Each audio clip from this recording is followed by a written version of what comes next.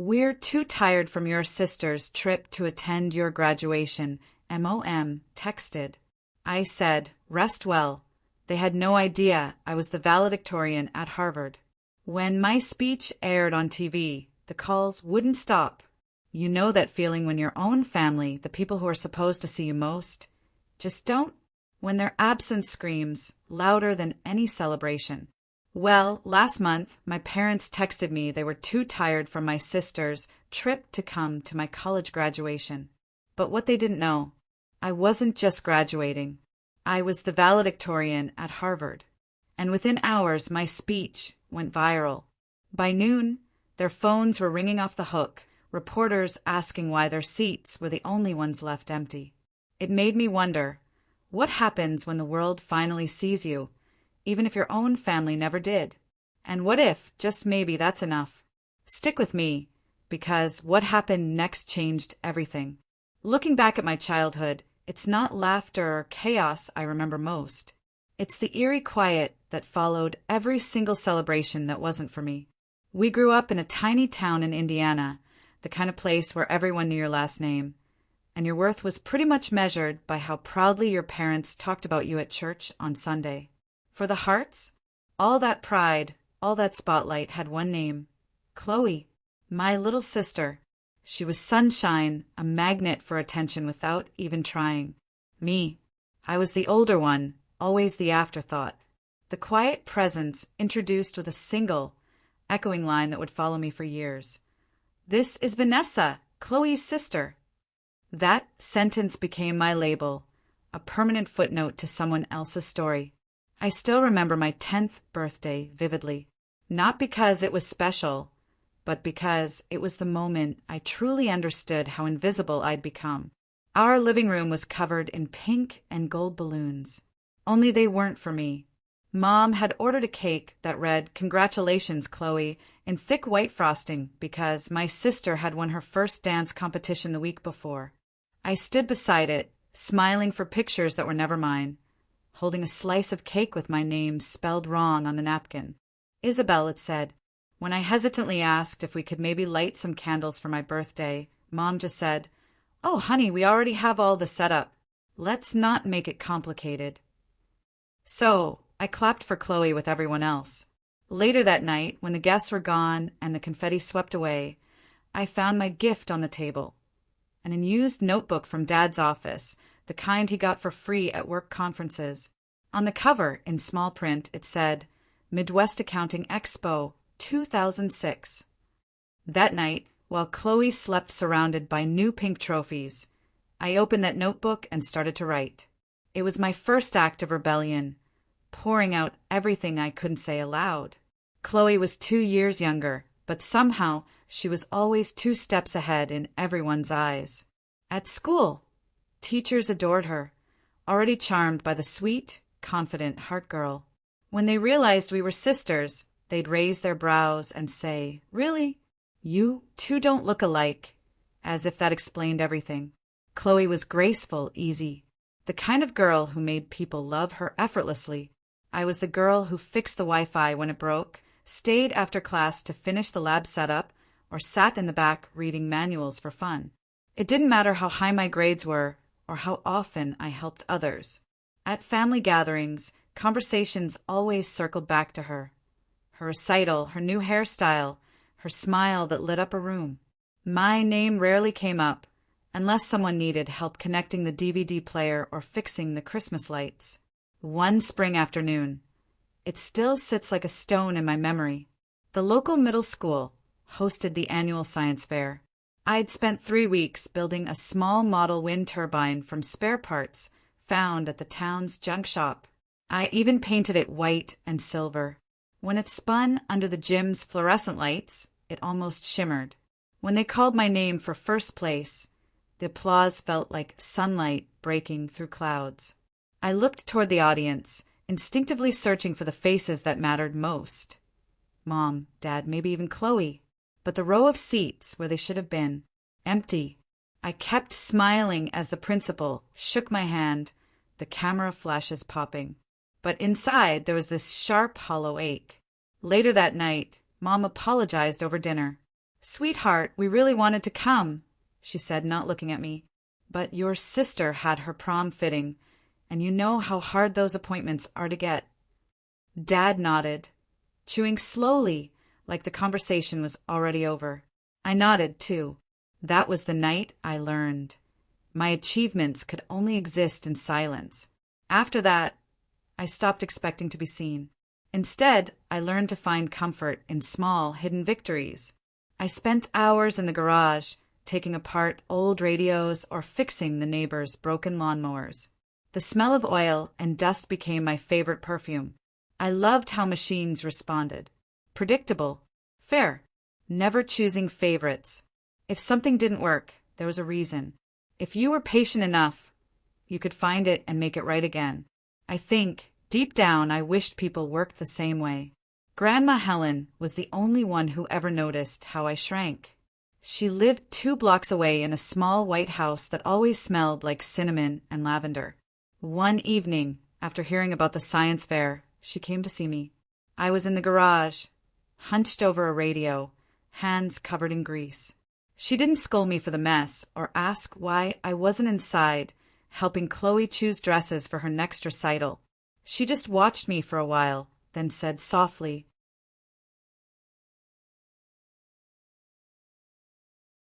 "You don't need applause to be valuable, sweetheart.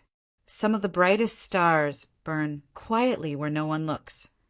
I didn't answer, but her words stayed, echoing louder than any praise I had ever received. Over the years, I learned to live in that shadow without letting it crush me. At family dinners, I smiled when Chloe spoke, when Mom boasted about her dance scholarships or Dad pulled out new photos to show their friends. I passed the dishes, nodded, and quietly withdrew into the background. I became the calm one, the reliable one, the one who didn't need attention. But while they mistook my silence for weakness, I was collecting something powerful: patience, discipline, and the ability to stand on my own. Every time they forgot to show up, every time my name went unmentioned, I stored that feeling like energy in a battery. By the time I turned 17, I'd mastered the art of disappearing quietly. I was the kind of student who blended into the corners of classrooms, always prepared but never loud. On paper, I was thriving, straight A's, debate club, volunteering at the local library. But at home, none of it mattered.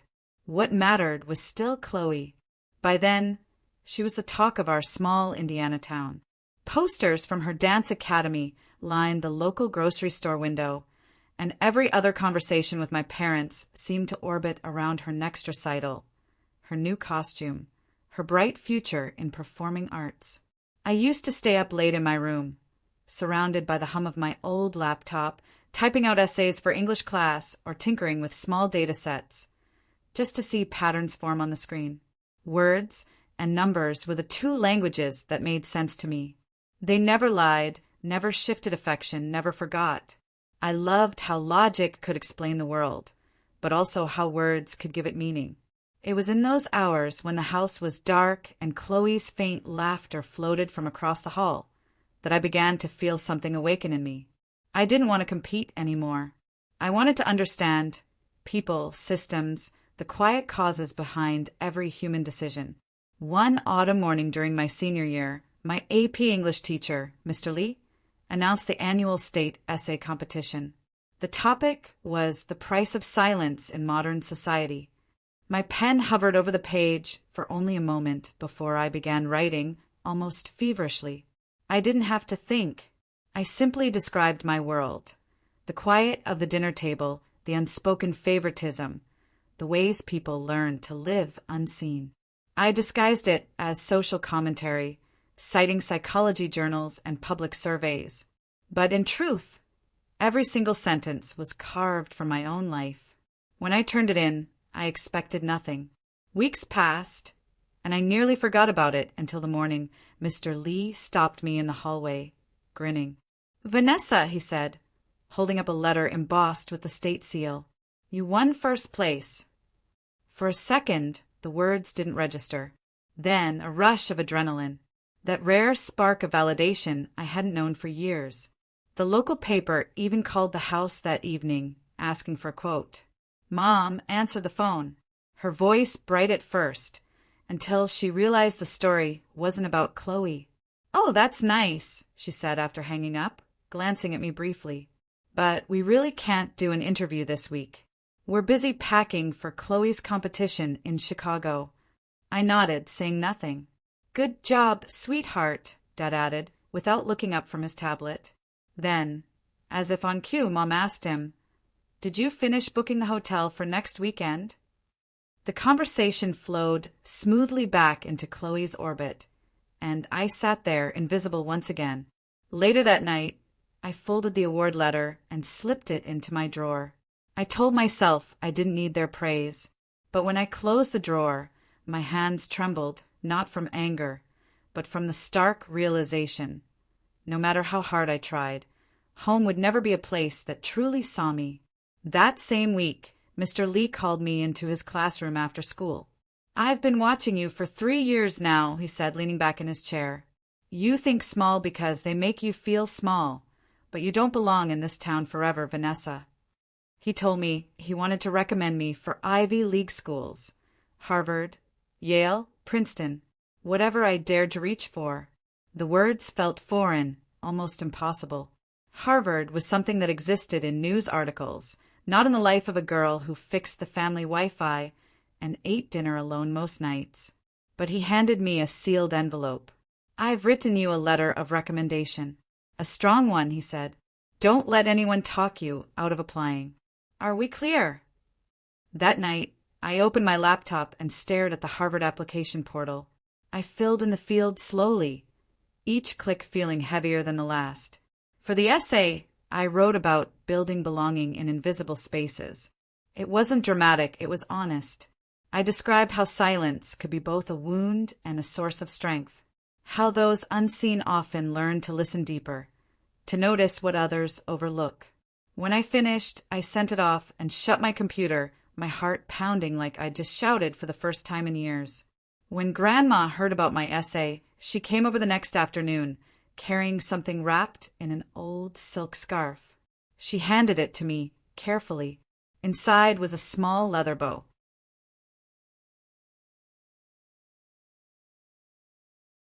"UND notebook, its cover worn and soft from age. It was mine when I was your age," she said. "I used to write poems here. When life made me feel small, I wrote until I remembered who I was. You should do the same. Write your voice before the world tries to rewrite it for you." I traced the edges of the notebook, the faint scent of cedar and ink rising from it, and for the first time in a long while I felt seen. Not as Chloe's sister, but as someone with her own story to tell. Months later, in the middle of a snowstorm, the letter came. I found it in the mailbox, its crimson crest gleaming through the frost. My hands shook as I tore it open on the porch, snowflakes melting into the paper. "Dear Vanessa Hart, it is my pleasure to inform you that you have been accepted to Harvard College." The words blurred as tears filled my eyes. I stood there, the wind cutting against my face, but inside I felt a warmth blooming, proof that every quiet hour, every ignored victory, had led here. When I walked inside, Mom was on the phone, laughing about Chloe's new recital costume. I waited for her to finish, then held out the letter, unable to hide my trembling. I got in, I whispered. She blinked, paused, and smiled faintly. "Harvard? That's far, isn't it? Are you sure you want to go that far away?" Dad looked up from the couch and added, "You'd have more support if you stayed close to home. Chloe could use your help with applications next year." Their words felt like snow, soft, cold, and heavy. I nodded again, quietly folding the letter and pressing it to my chest. That night I wrote in Grandma's notebook, "They don't see it yet, but someday they will." I didn't know then that Harvard would become more than a school. It would become the proof that I existed beyond their shadow, the beginning of my own story. And even though my family reacted like it was nothing, I could feel the wind changing direction. Somewhere between the silence and the snow, I had taken my first real step away. The first time I stepped through the gates of Harvard Yard, I thought I'd crossed into another world. The air felt different, crisp, charged with the quiet hum of ambition. The autumn leaves had just started to turn, painting the cobblestone paths in shades of amber and rust. Students hurried between classes with steaming cups of coffee, their laughter echoing under the Gothic arches. I remember standing there, suitcase in hand, staring up at the bell tower of Memorial Church and whispering to myself, "You made it."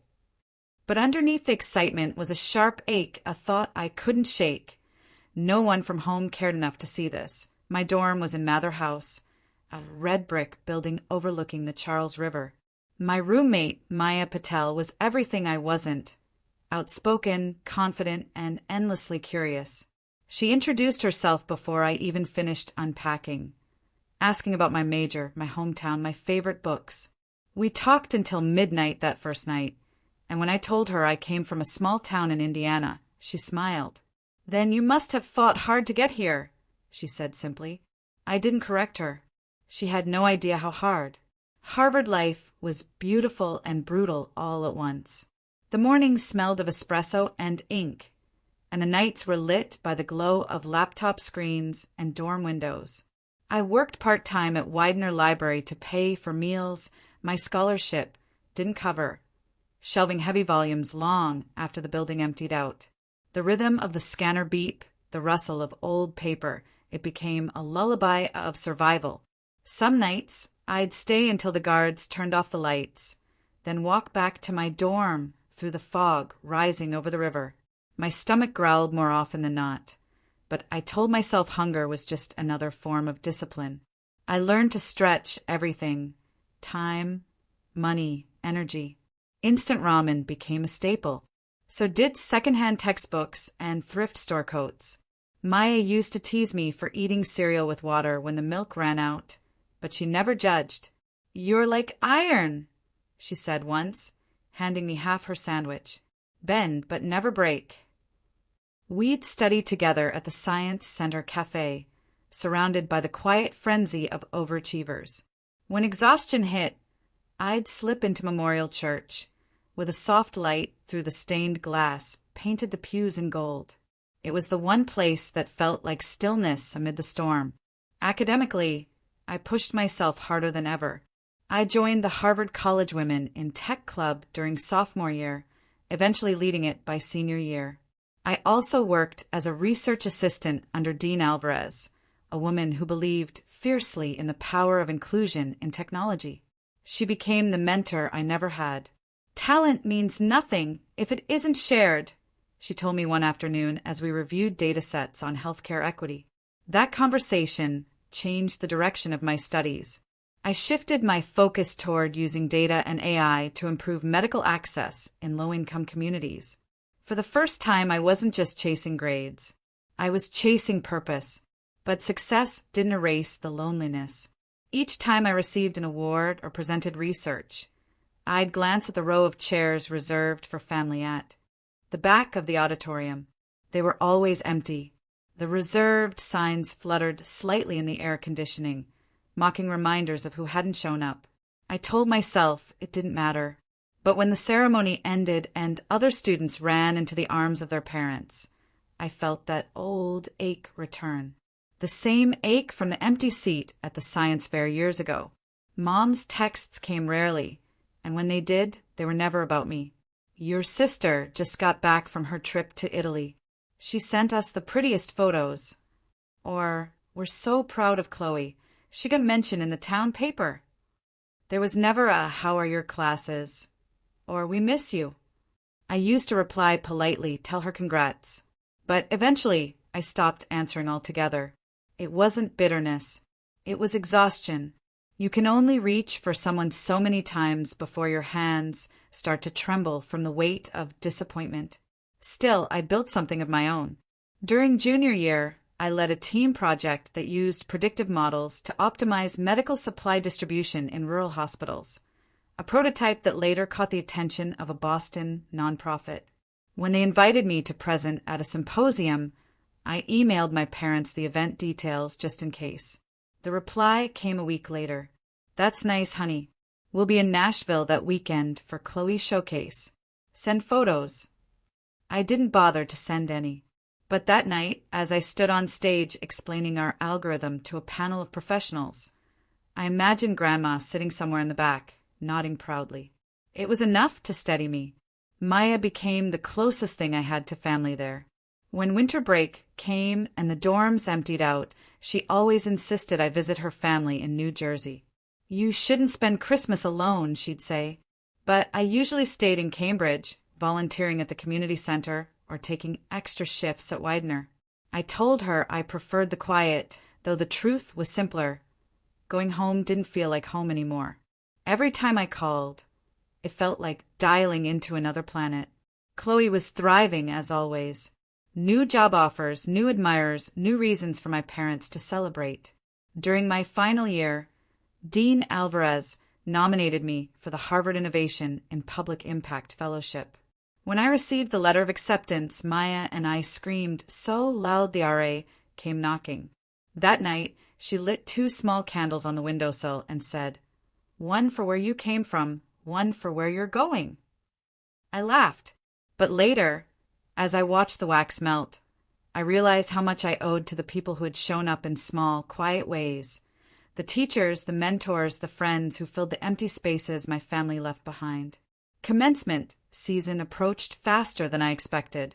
I had been shortlisted to deliver the student speech at graduation, a dream I barely dared to whisper. When I received confirmation that I'd been chosen as the valedictorian speaker, I stared at the email for a long time, my throat tightening. It felt like everything, every silent dinner, every ignored achievement, every lonely night, had led to that moment. I wanted to tell my parents, to share even a fragment of pride. But then my phone buzzed with a photo from Mom. Chloe on a beach in Santorini, captioned, "Our beautiful girl living her best life." I closed my phone and looked out the dorm window at the lights flickering across the river. In the reflection of the glass, I saw myself, tired, older, but still standing. I thought of Grandma's words from years ago. "You don't need applause to be valuable." She was right. Maybe they would never come to see me. Maybe that seat would always stay empty. But I was done chasing their gaze. From that point on, I decided one thing. I would give my best speech, not for those who never showed up, but for those who did. Because if they wouldn't come to see me, the world would. 2 weeks before graduation, the campus was alive with celebration. Students posed in their crimson gowns beneath the arches of Harvard Yard, cameras flashing, laughter echoing down every corridor. Maya and I were in the dorm, pinning our tassels to our caps, when my phone buzzed with a message from Mom. I almost didn't check it. Experience had taught me that texts from home rarely brought joy. But curiosity won for a second. The message was short, almost mechanical. "We're too tired from your sister's trip to attend your graduation, honey. Just got back from Europe with her. The flights were awful. We'll rest this weekend and celebrate properly when we see you next time. Love you." I reread it 3 times, the words blurring until the meaning settled like a cold stone in my chest. Too tired, that was their reason. Not a family emergency, not financial strain.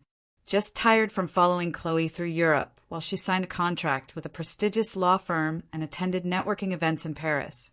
For a long moment, I didn't move. I just stared at the message, the faint reflection of my face in the glass of the phone screen. Maya looked up from across the room, sensing something shift. "Everything okay?" she asked. I nodded once, the smallest of smiles tugging at my mouth. "Yeah," I said softly. "Just expected." Then, without hesitation, I typed my reply, "Rest well." No sarcasm, no confrontation, just 2 words that said everything. Because this time, I didn't feel the urge to explain or beg or pretend it didn't hurt. I'd done all of that before, and still, the chair had always been empty. That night, as the lights of Cambridge flickered beyond my window, I decided to do something for myself. Not out of bitterness, but out of clarity. If they wouldn't show up, I would still make space for those who asterisk did. Star. The next morning, I went to the commencement office and quietly requested 3 family seats. When the coordinator asked if I wanted to use all 3, I smiled faintly. Yes, I said. One for my grandmother, one for my best friend, and one just to stay empty. The woman gave me a puzzled look, but nodded, writing down the names I provided. Helen Moore, family guest. Maya Patel, friend. For the third seat, she left a blank line. I picked up the pen and wrote in neat handwriting, reserved for who shows up. The next few days passed in a blur of last-minute preparations. Speech reviews, robe fittings, class photos. Yet, beneath the noise, there was a stillness inside me. Every time I imagined my parents sitting in the crowd, I didn't feel anger anymore. I felt distance, like remembering someone else's dream. Maya, ever perceptive, brought it up one night over tea in the dorm lounge. "You sure you're okay with them not coming?" she asked, tucking her legs beneath her. "You don't even sound upset." "Oh, Maya, I'm not," I said truthfully. "I think I stopped hoping a long time ago. And maybe that's a good thing. Sometimes peace comes when you stop asking people to be who they've shown you they're not." She nodded, her eyes soft. "Then let's fill the empty seat with something better." "Like what?" "Flowers," she said. "Something beautiful." So we did. The day before graduation, we went to a small florist shop off Massachusetts Avenue. The air was thick with the scent of lilac and peonies. I chose white tulips, Grandma's favorite, and a single crimson rose in the middle, the color of Harvard's crest. It wasn't about mourning their absence. It was about honoring presence, the kind that required no applause, no explanation, no perfection. Back at the dorm, I arranged the flowers myself. The next morning, I'd place them on that third seat, a quiet offering. A reminder that even absence can be acknowledged with grace. Graduation, morning dawned with golden light spilling across the cobblestones. The air was sharp and bright, the kind of day that felt too big for disappointment. I slipped into my gown and cap, pinning a small silver brooch shaped like a book, the one Grandma had given me when I got my acceptance letter. Maya fussed over her camera, promising she'd record every second for Grandma and for the archives of poetic justice obs. When we reached her centenary theater, the place was already alive with color and sound. Hundreds of students in crimson robes, families waving from the audience, the hum of chatter mingling with the solemn notes of the orchestra tuning up. I handed the usher my seating card, and he guided me to the family section reserved under my name. 3 seats, side by side, wrapped in morning light. Grandma arrived just as the bells began to ring, her steps slow but steady. She wore a pale blue coat and carried her cane like it was part of her strength, not her weakness. When she saw the seats, she smiled knowingly. "You left one open," she said. I nodded. "Always." She touched the bouquet, gently, fingers tracing the petals. "It's perfect," she whispered. "A place for whoever's heart remembers to show up next time." When Maya joined us, camera slung over her shoulder, she tucked one of the tulips behind Grandma's lapel and winked at me. "Ready to make history?" I laughed softly. "Ready." As I turned to walk toward the stage with the other speakers, I looked back once. Grandma's face glowed in the morning sun, Maya adjusting her lens beside her, and the third seat, empty but not lonely, gleamed with the white of tulips and the deep red of that single rose. For the first time, the sight of that chair didn't hurt. It felt symbolic, no longer a reminder of what I lacked, but proof of what I had built. Love that showed up, even if it came from unexpected places. I took a deep breath and stepped onto the stage. The crimson sea of graduates before me, the orchestra swelling behind. Somewhere among the rows, my parents' absence had already become irrelevant, because I knew who was there, and more importantly, I knew who I had become in the spaces they left behind.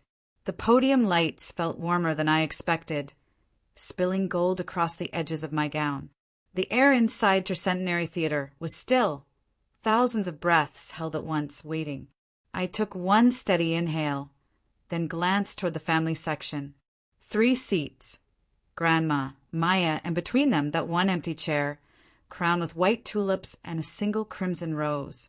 The sunlight from above touched the petals until they glowed. I let my eyes rest there for a heartbeat before I began.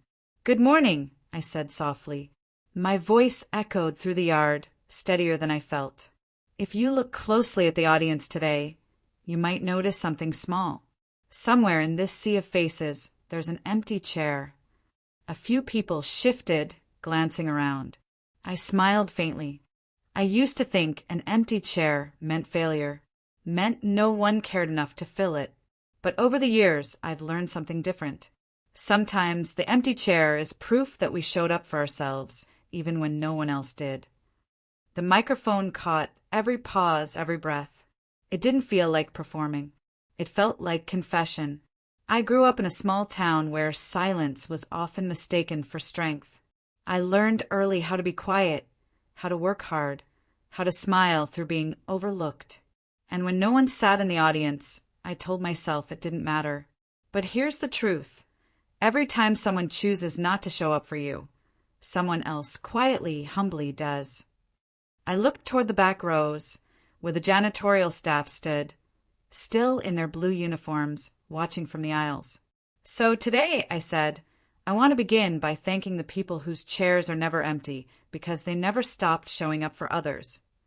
The applause began softly, faculty clapping first, then students joining in, the sound building until it filled the yard. I waited, smiling through the lump in my throat. When the applause faded, I continued. "At Harvard, we talk about excellence a lot, but no one tells you that excellence often depends on the invisible ones. The friends who share notes after an all-nighter. The dining staff who leave a plate aside for you when you miss dinner. The librarians who unlock rooms early because they see you waiting in the cold. The professors who don't just read your essays, but your silences." I could see Maya filming discreetly from the side, tears welling. Dean Alvarez sat near the front, her expression soft but proud. "I came here thinking success was about being chosen," I said. "But what I learned is that success is really about choosing. Choosing. Persistence over comfort. Choosing to see others when no one saw you. Choosing to stay kind, even when the world gives you every reason not to be." The audience was completely silent now. Even the wind seemed to pause. I leaned forward slightly, voice low but clear.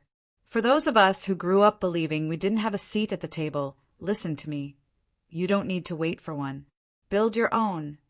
That line, "build your own seat," was the heart of everything. The reason I'd written this speech. The reason I'd survived the years of silence and smallness. When you build your own seat, I continued, you stop chasing approval. You stop measuring your worth by who claps for you. You start realizing you were never supposed to fit into someone else's table. You were meant to create your own. And then, pull up extra chairs for those still standing. The wind caught the corners of the paper in my hands, making them flutter like wings. I pressed them down gently. When they pushed us aside, we learned how to make space. When they spoke over us, we learned how to listen deeply. And when they forgot our names, we carved them ourselves into history. A murmur of agreement rippled through the audience. Somewhere near the back, a voice called out softly, "Amen." I smiled. Look around you. Every person here today was carried by someone unseen. Maybe it was a mentor, a sibling, a grandmother, a stranger. Maybe it was the version of yourself who refused to quit. Whoever it was, remember them. Remember that they showed up. And when it's your turn, show up for someone else. I paused, then glanced again toward the family section. The camera operators noticed, lenses shifting in unison. A broadcast camera zoomed in on the flowers, the sunlight, Grandma's hand resting on her cane. She lifted her head, smiling faintly as the camera found her, and for a second her eyes met mine. The image would later become the photo that went viral. The valedictorian looking toward her grandmother, an empty chair, and a bouquet between them. I looked straight into the lens. To my grandmother, who always said, "You don't need applause to be valuable." Thank you. You showed up. And to anyone sitting in the crowd today, carrying your own kind of empty chair, this moment is for you. Applause thundered, rolling across the yard like a wave. I waited, eyes stinging, then lifted my chin for the final lines. Titles don't define us. Degrees don't define us. What defines us is the courage to build and the kindness to share what we've built. Because one day, someone will stand where we stand now. And the question won't be, what did you achieve? It'll be, who did you make room for? I let the silence stretch for a beat. May we all remember this.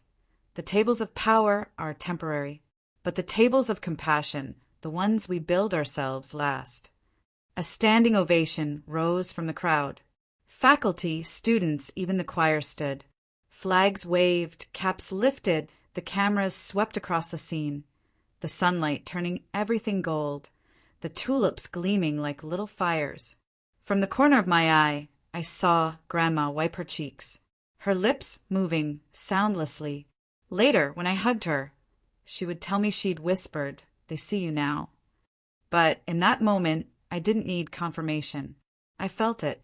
I felt it in the roar of the applause, in the rhythm of 1,000 hearts clapping for more than a speech, for survival, for recognition, for every unseen student who had ever dared to take up space. The orchestra began again, slow and reverent. I stepped back from the podium as the president of the university shook my hand. My cap tassel brushed my face as I bowed slightly.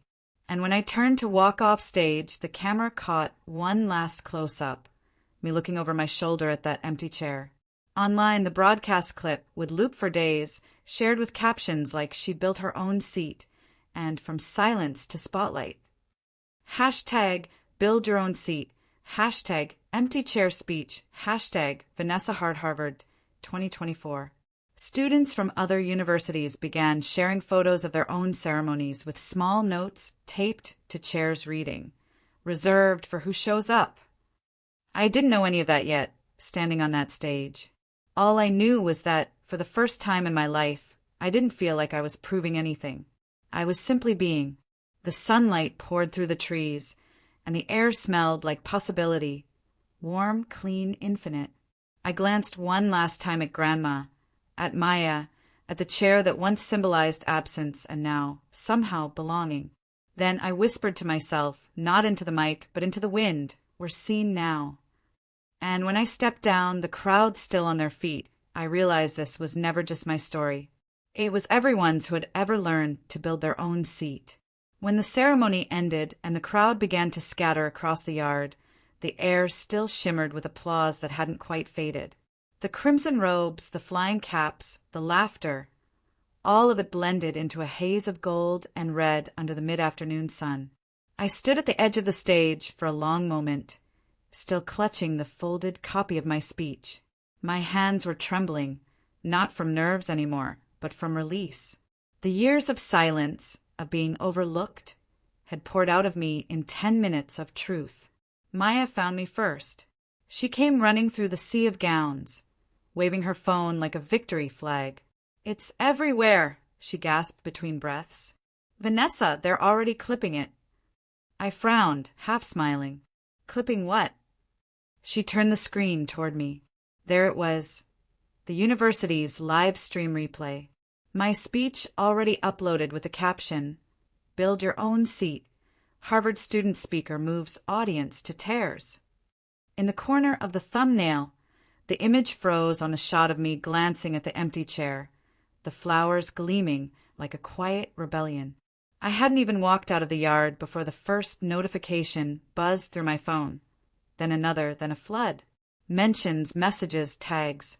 At first, I thought it was from classmates, congratulations, little bursts of celebration. But then I saw the caller ID lighting up my screen. Mom, then Dad, then Chloe. I stared at the phone for a long time as it kept vibrating in my palm. My thumb hovered over the screen, the name Mom pulsing like a small heartbeat. I didn't answer. Instead, I pressed mute and slipped it into the pocket of my gown. We took photos instead. Maya insisted on every possible angle. By the John Harvard statue, in front of Memorial Church, beneath the yard's elm trees where ribbons of sunlight fell across the bricks. Grandma stood between us, her pale blue coat, clutching my arm for balance. Every few minutes, she'd shake her head softly, still astonished. "You know," she said, "they're never going to stop talking about that speech." I smiled. Maybe not, but I hope they remember why I said it. By evening, the university's social accounts had shared the clip. Boston 25 aired a segment during the 6 o'clock news. Harvard valedictorian delivers viral message about inclusion and resilience. The reporter's voiceover narrated over the image of me on stage, with a subtitle flashing across the bottom, from an empty chair to a full audience. That's when the text started pouring in. From Mom, "Why didn't you tell us? Everyone's asking why we weren't there. You made it sound like we don't care about you." From Dad, "We look awful, Vanessa. Couldn't you have warned us?" From Chloe, "Wow. Guess we're the villains now, huh? Next time, maybe loop us in before you go public." I read each message slowly, then placed the phone face down on the table beside my untouched coffee. There was a time when those words would have sent me spiraling, rewriting replies in my head, trying to explain myself into being understood. But not today. Today, I didn't owe anyone an explanation. Maya, sitting across from me in the cafe near the Charles River, watched me quietly. "You're not going to respond?" she asked. I shook my head.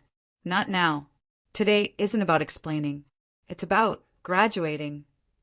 She smiled, the kind that said she understood completely.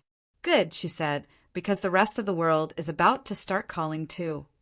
She wasn't exaggerating. Within an hour, my inbox was overflowing. An email from Harvard Alumni Affairs, congratulating me and requesting permission to share my transcript in their newsletter. A message from a TEDx curator in D.C. "Your speech resonated deeply. Would you consider expanding it into a talk for our fall event?"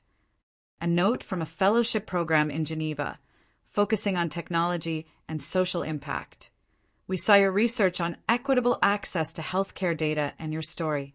Let's discuss opportunities." Each message arrived like a ripple, spreading wider and wider.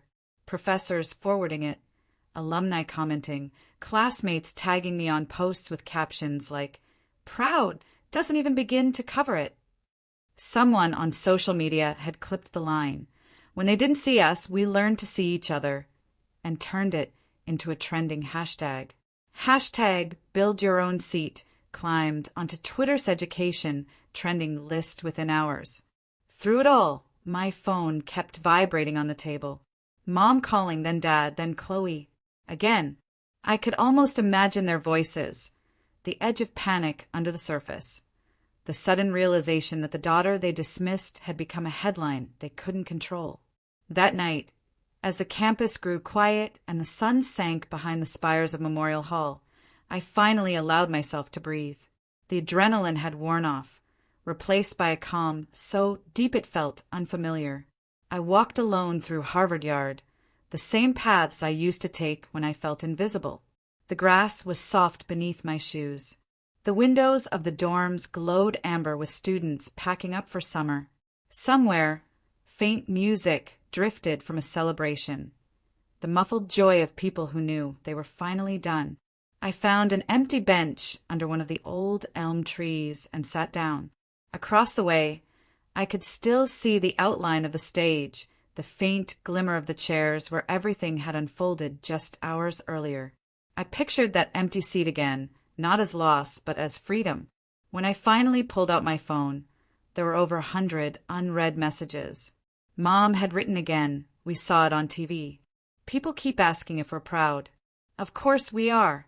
We just wish you'd told us first." For a moment, I let the words sit there. Then I typed, "I'm glad you saw it. Today was important to me." And I stopped there. No explanations, no accusations, just a full stop. Because I realized something simple. Peace doesn't always come with closure. Sometimes it comes from refusing to reopen the wound. Before heading back to the dorm, I called Grandma. She picked up after one ring, her voice warm and steady. "I saw the segment again," she said. "They played it twice. Your words, they're echoing everywhere." "I didn't mean for it to go that far," I admitted. "I know," she said. "That's why it did." I smiled into the dark. "They've been calling nonstop," I said quietly. "Mom, Dad, Chloe." "I imagined so," she chuckled softly. "Let them call. Let them sit with what they missed." There was a pause, the kind only she knew how to hold. Then she added, "You didn't embarrass them, Vanessa. You revealed them. And sometimes truth is the only mirror that can make people finally see." I didn't reply. I just sat there, listening to the rustle of leaves, the echo of laughter somewhere in the distance, and the quiet rhythm of my own breath. The world outside was spinning fast. Viral posts, interview requests, congratulations. But inside, everything had slowed to a still point. For the first time, I wasn't chasing recognition. I wasn't even chasing understanding. I was simply standing in my own light, the one I built, the one no one could take away. When I hung up, I looked toward the faint lights across the river, where the reflections trembled on the water like stars. My phone buzzed again. Another call from Chloe. I let it ring, then fade into silence. Somewhere beyond that silence, a new sound began. The bell from Memorial Church, slow and deliberate, marking the hour. Each toll echoed across the yard, through the branches, over the rooftops. A quiet reminder that the day was ending, but the story wasn't. I stood up, tucking the folded speech into my coat pocket. My phone was still vibrating faintly, the screen lighting my hand. I didn't answer. I didn't need to. I turned toward the gates, and as I walked into the cool Cambridge night, I whispered to myself the line that had started it all. When they didn't see us, we learned to see each other. This time I said it not to the crowd, not to the camera, but to the girl I used to be. The one who'd once sat alone at a forgotten table, dreaming of a seat of her own. The next morning, sunlight streamed through the tall dorm window, painting thin gold lines across the hardwood floor. I'd barely slept. My phone had buzzed until nearly dawn. Missed calls, unread texts, emails stacked like a rising tide. When I finally opened my eyes, the first message waiting on the lock screen wasn't from a journalist or a university official. It was from Mom. "We need to talk. This has gone too far." I stared at it for a long moment before unlocking the phone.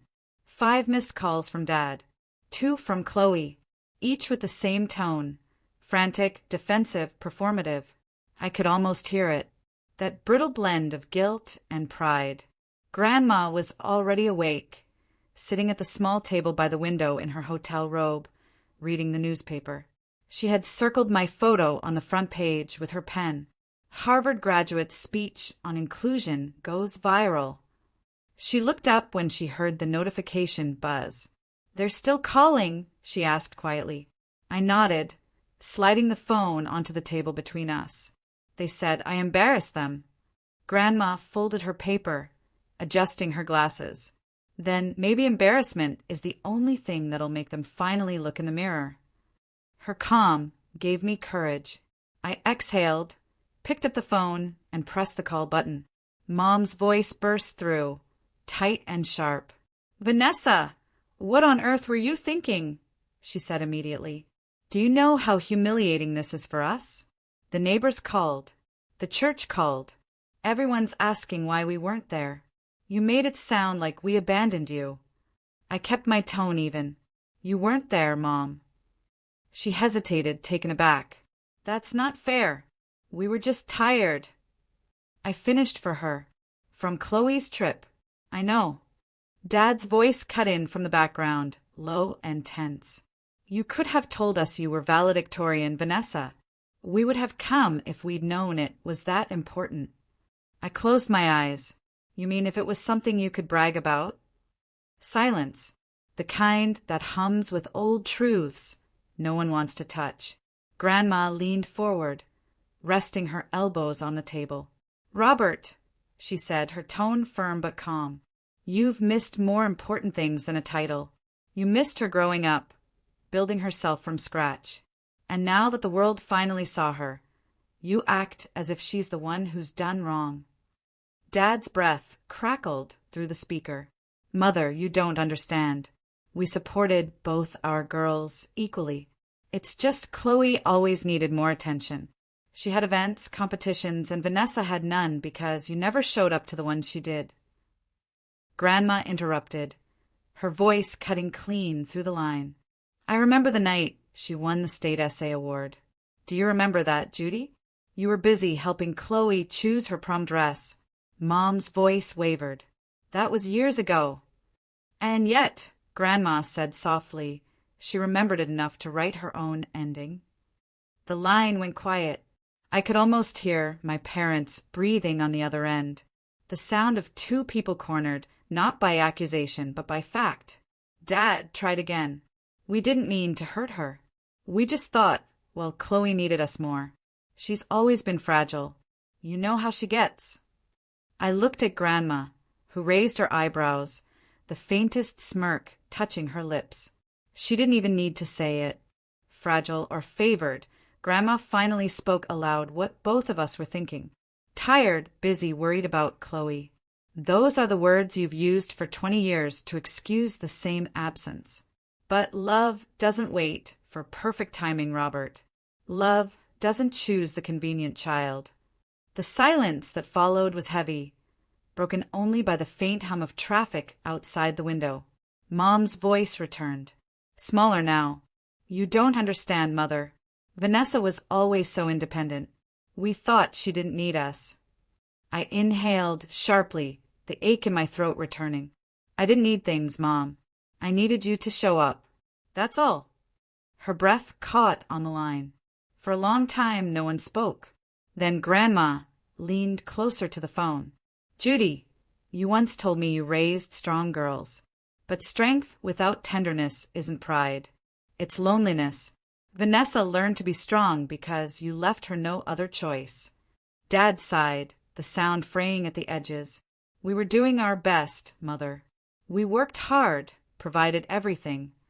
"Everything except presents," Grandma said.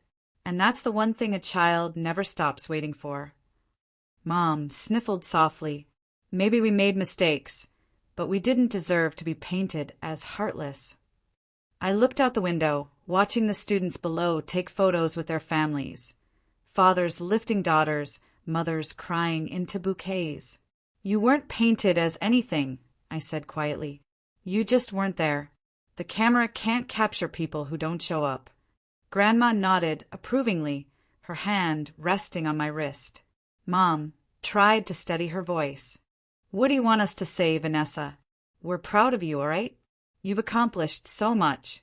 But this public spectacle could have waited until we were ready." That last word, ready, echoed in the room. Grandma's eyes hardened. "Judy, I've lived long enough to tell you this. Love doesn't wait until you're ready. It shows up when you're needed. And you weren't there when she needed you most." Now I could hear the faint click of my father swallowing, the tension in his throat audible even through the line. "What are you saying, Mother? That we're bad parents?" "No," she said gently. "I'm saying you've been absent. And absence, when repeated enough, becomes a habit people mistake for normal." Mom exhaled shakily. "We didn't realize it looked that way." "You didn't see," Grandma said. "That's the difference." Once free, the silence that followed wasn't angry. It was the silence of truth landing, slow and heavy. I didn't feel victorious. I just felt tired.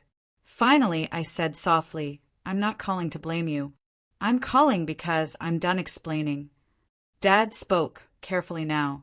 "Then why are you calling at all?" I glanced at Grandma, who nodded, her eyes urging me forward. "Because I want to give you one more chance," I said. "If you want to hear what I've never said, the truth of what it's been like all these years, come to Cambridge tomorrow evening. Just you, Mom, and Chloe. No guests, no excuses. Just family." Mom hesitated. "What do you mean, hear the truth?" "I mean," I said, You've heard everyone else's version of me. The quiet daughter, the busy one, the one who doesn't need help. It's time you hear mine." The line went quiet. Then Dad cleared his throat. "We'll think about it." Grandma's voice came low and certain. "Don't think. Just come." And then she reached across the table and ended the call herself, pressing the red button with a firm, deliberate touch. For a while, neither of us spoke. The quiet between us felt sacred. Finally, Grandma said, "You've given them a door, Vanessa. Whether they walk through it or not, that's on them." I looked at her, my throat tight. "Do you think they'll come?" She smiled faintly, folding her newspaper. "I think shame is heavy, but curiosity is heavier. They'll come. The question is whether they'll finally listen." Outside, the bells of Memorial Church began to toll again, slow and even, counting down the hours to a conversation 20 years overdue. The next evening, I set a small dinner in my apartment overlooking Harvard Square. The window was cracked open, letting in the scent of late spring rain and the hum of street music drifting up from below.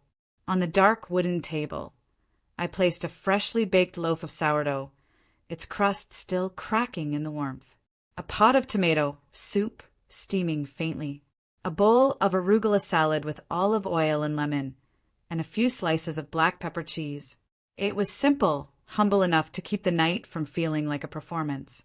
3 candles flickered in old brass holders, their flames swaying gently, steady as breathing. I set 4 bowls for spoons, and deliberately left no empty chair at the table. The only spare seat I kept was in the corner where I'd hung a small wooden sign. "For who shows up?" They arrived a few minutes late. The knock was hesitant, as if lateness could disguise years of absence. My father entered first, quiet, heavy-eyed, followed by my mother, clutching her purse tight across her chest like a shield. Chloe came last, her coat draped over one arm, eyes darting uncertainly around the room.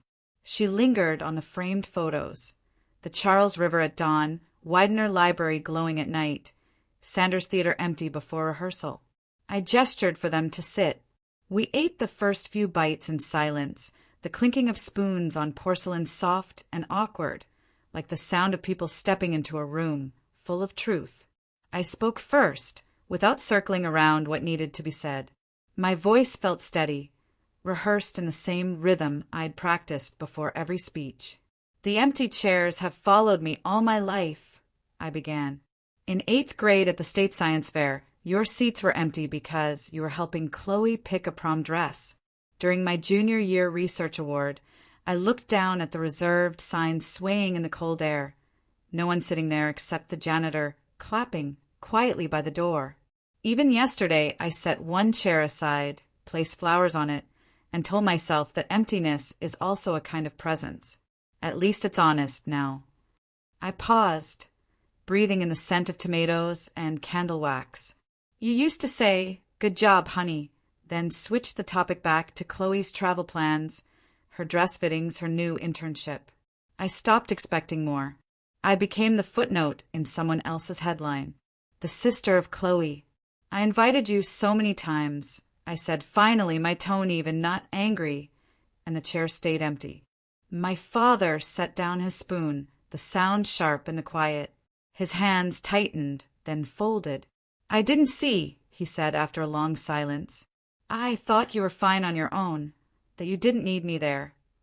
The words landed softly, like stones dropped into deep water, ripples, not explosions. My mother looked at me longer than she ever had, eyes glassy but steady. "I thought you were strong," she whispered. "So strong you didn't need your mother. Chloe always needed so much." She panicked. She stumbled.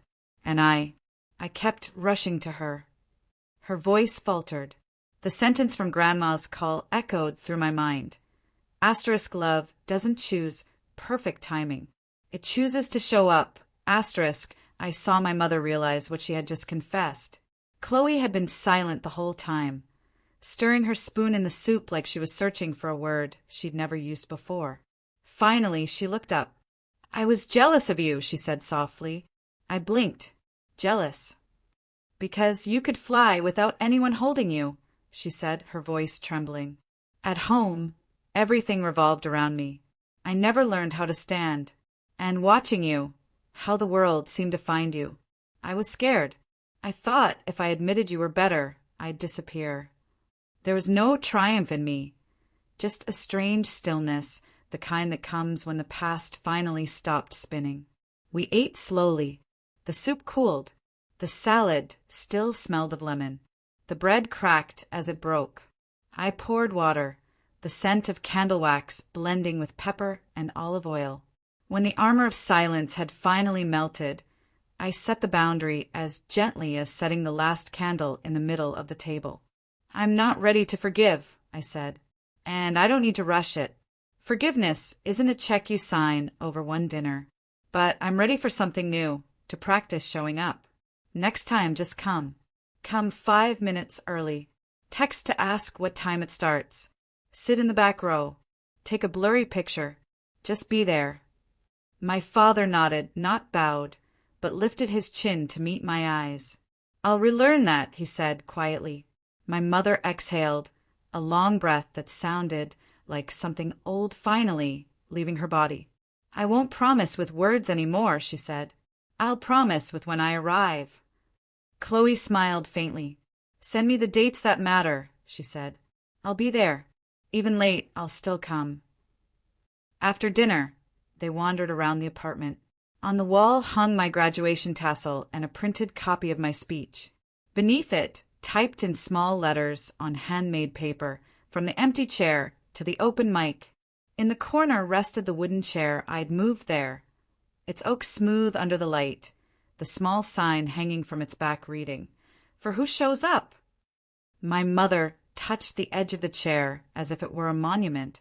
My father stared at the reflection of himself in the glass of the frame, blurred by time.